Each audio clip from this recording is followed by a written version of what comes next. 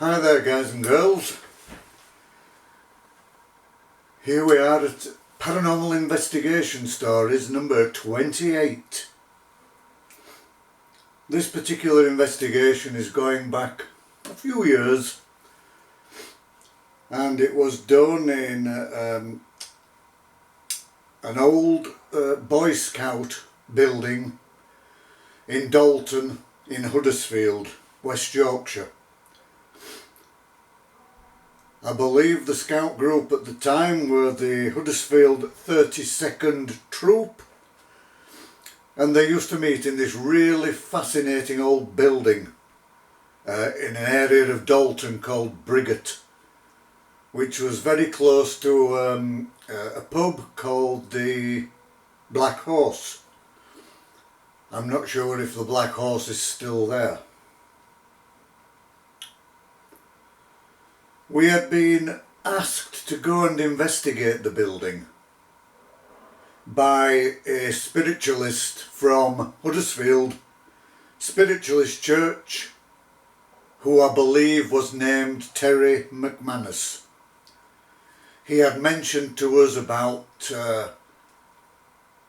all the alleged spirits which were in that building, the hauntings, the ghosts, the fear that people felt. And he asked us as a team to go and check it out. The team I was working with were a group of friends and I. We hadn't actually worked together before as a team, but we did all have an interest in the paranormal. We went down to the building, and I'm trying to picture it in my head now as I speak. And in the building there's a few steps going up to it, and as you walk through this old front door, you were met by a passageway going straight forward and a staircase going up to the second floor or first floor. We walked along the corridor and we turned right, and as we turned right we noticed another fairly long corridor, and there were 3 rooms as you went down. The room on the right hand side was full of all sorts of stuff, fencing equipment, canoes, staffs for staff fighting, tents. There were all manner of things. We carried on towards the end room, and when we opened the door, all that we saw in there was a really ornate old fireplace, chairs which were in a circle around, and there was a piano. Several ornaments up and down, and several paintings on the wall, etc. We left from there, came out, and the other room was like a bit of a kitchen area. I suppose there was a cooker, a fridge, etc. Places for people to make sandwiches, make tea. After all, it was a Boy Scout organisation building. But it was also used for other things during the day by other groups. We went to the foot of the stairs, looked up, decided to go up onto this first floor. And when we got onto the first floor again, turned right, and it opened out into a very big room, a huge hall. And in that hall were all the things that Boy Scouts would have. Posters on the wall,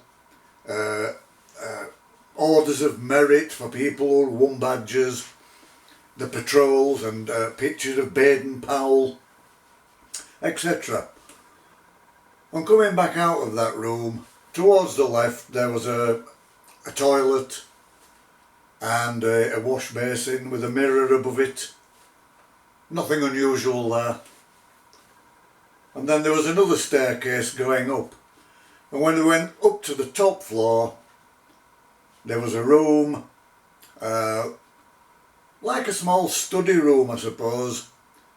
There were a couple of desks in it, chairs. There were a few books, some maps and things like that. And it was all under a skylight. And directly opposite that room, there was what was called the den. It was just a large cupboard, I suppose. No windows. But there was seating in it, and that's where people used to go and chill out, just to relax and have a bit of fun with each other. So we decided to use this den as our base for doing the ghost hunt. We decided to set a few bits and pieces up. EVPs were very interesting in there. We picked up so many different voices on the EVPs we did. Both the voices of males and females. Some of them seemed to respond to being asked, "Is there anybody there? Who are you?" And we would hear, "Yes." Or we would hear a name would be called out. Anyway, we decided that we would hold a séance. And while we were holding the séance, there was one of the group, Chris, he was called, Chris Molson. He decided to go back downstairs to the bathroom area where the toilet was and to place a candle in front of the mirror. And while we were holding the séance upstairs, he decided to try and do some scrying, looking into the mirror to see what he could see, to see if any spirit persons would reveal themselves to him. So Chris lit the candle, we started upstairs, we all held hands, we were asking, calling out, "Is anybody there? Please, can you make a sound? Can you touch one of us?" The usual, you know. We don't mean you any disrespect. We're only here to find out if there's such a thing as life after death. Anyway, while we were doing that, as I say, Chris was downstairs looking in the mirror. And I would say perhaps 10 to 15 minutes into the séance, we heard what I can only describe as a very pitiful, quite frightening scream. And this scream was actually coming from downstairs, down in the area where Chris was. And after the scream we could hear him running down the stairs, out through the front door and out into Long Lane in Dalton. We stopped what we were doing and we went back downstairs, and we found him in quite a state. He was shivering, he was crying, and he claims that, and still claims to this day, that while we were holding the séance and he was scrying within the mirror, this being, this spirit, whatever, appeared to him. And not only did it appear to him, but it tried to take over him. It tried to become a part of him. And he were very, very frightened by it. After about half an hour or so, we managed to calm him down. And we went back up to the top floor of this building. And we took Chris with us, obviously. That nobody else was going to do the scrying.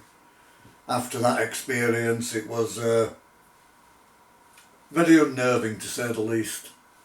Anyway, we went back up and we all sat again, holding hands, calling out, asking for, if there's anyone there, please come forward, give us some information about what happens after death, Is there life after life, etc.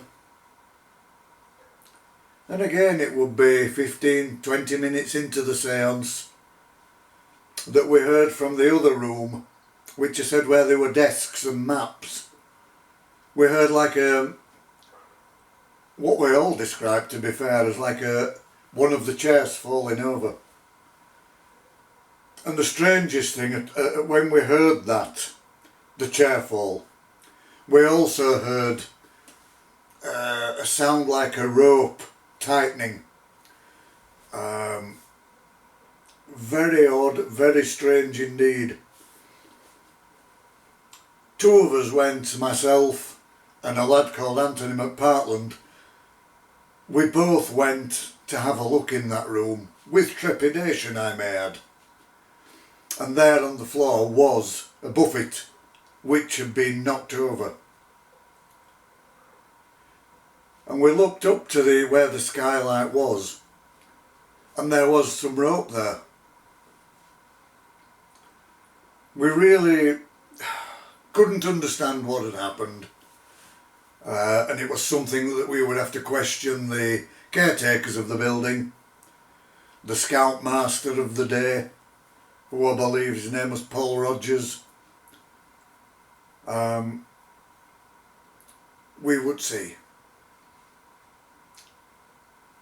We came back down from the upstairs into the main hall, and we were looking round the main hall. We decided that we would set some cameras up, see if we could pick any evidence of anything up in there. We left a trigger object, which was a guitar plectrum, and we drew round the plectrum on this paper and left it there. We were hoping that something would come and move the plectrum.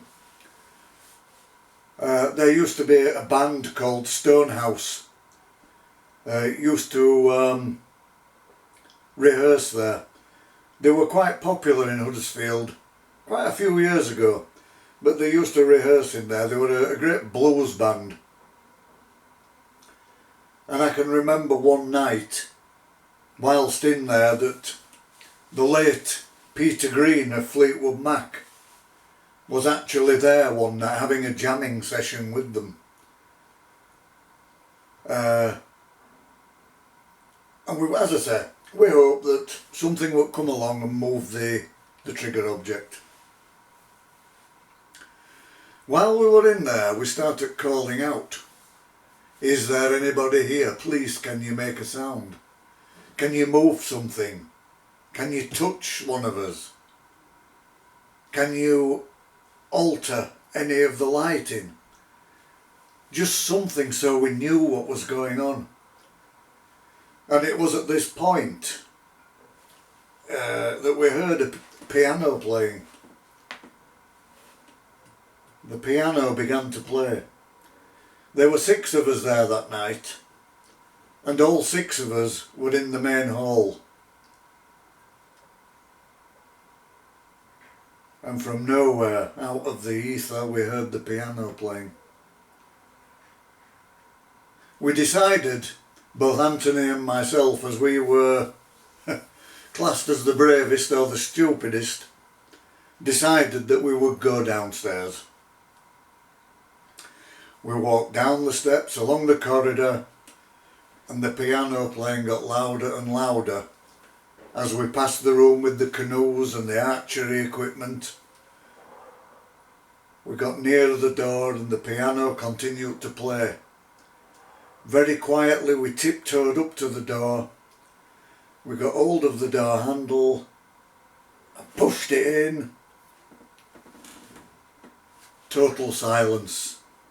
There was nobody in that room, but that piano had been playing. There was only one doorway in, therefore just the one way out, and Anthony and myself were blocking anybody from coming out.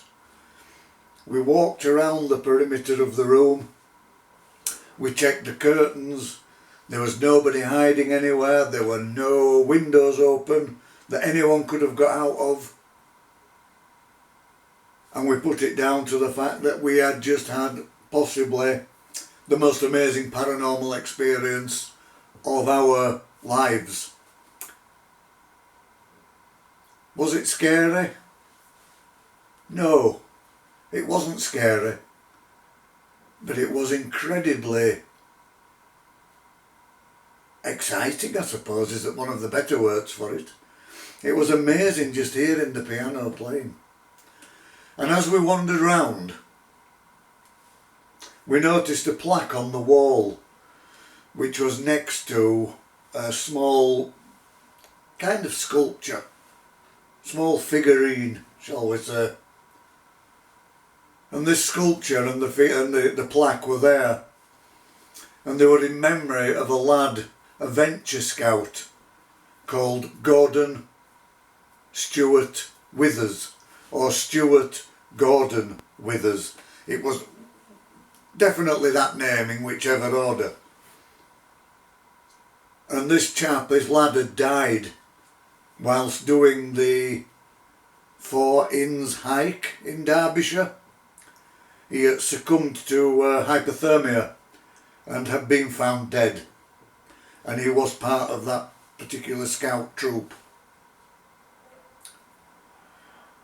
So we wondered, could it have been the ghost of this lad? Anyhow, we drew everything to a close. We contacted the scoutmaster, and we asked him about Stewart or Gordon, whatever his name was. It was definitely one of the three, Stewart Gordon Withers.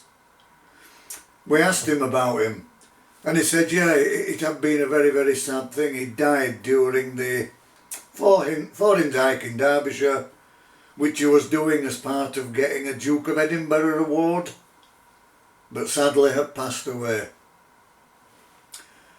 And Paul told us, he was the scoutmaster, that this lad was a particularly good, talented pianist, which kind of sent a shiver down both our spines, because it was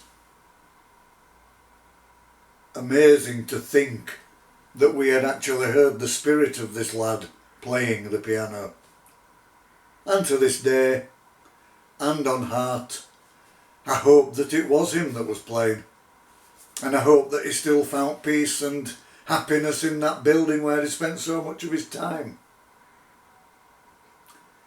We also asked Paul about the upper room, where we'd heard the buffet fall over and like the tightening of a rope. And at that point there was a look of shock on Paul's face, as though he had seen a ghost himself. And he told us that one day he'd been in the building alone, and he'd been sorting some things out for a camp that they were going on somewhere in Scotland, a place called Auchengillan, I believe it was called, not far from Glasgow. And he was doing some last minute preparations, and he needed to go up into that upper room because there were some maps of the area and walking guides to, I believe it was Ben Lomond he mentioned they were going up. And as he entered the room, he actually had found the caretaker who had hung himself from the skylight. And there was a buffet on the floor, just as we had seen and witnessed, which again was a very scary, made your blood go cold moment, to think that we'd been in the den and he was reliving his own hanging over and over again in that room. It's all fascinating stuff.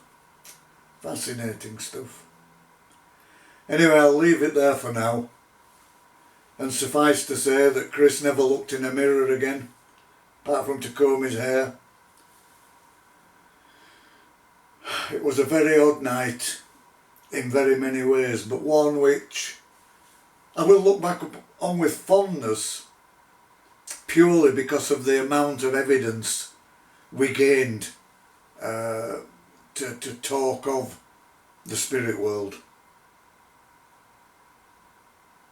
So I'll leave it at that. And I thank you all again for listening. I hope you find it interesting. I wish you all well. And I hope that you all manage to keep safe during this current situation we find ourselves in. And I will say, Namaste. Thank you.